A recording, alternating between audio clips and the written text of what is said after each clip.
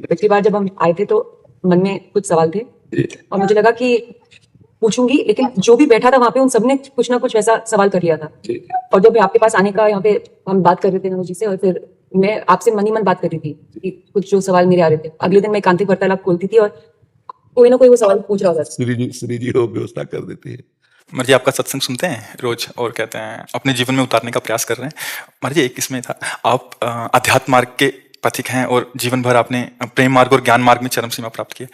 आप एक संसारिक जगत में अपनी मेहनत से या अपने कर्मानुसार उच्चतम वो प्राप्त किया। अब इसमें सबसे बड़ी बात देखो, हम साधना करके लोगों को प्रसन्नता दे रहे हैं, प्रसन्नता ही तो दे रहे हैं, और ये पूरे भारत को प्रसन्नता एक खेल में देते हैं।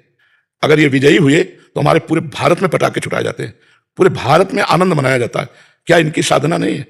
ये भी तो इनकी साधना है। यदि उसे भगवत प्रीत्यर्थ कर देते हैं तो इनके साथ पूरा भारत जुड़ा हुआ है। अगर ये विजय को प्राप्त होते हैं तो अब बच्चा बच्चा भारत का आनंदित हो जाता है। तो इनकी साधना है, ये अपने अभ्यास में रहें और इनका यही भजन है कि अपने अभ्यास को पुष्ट करें।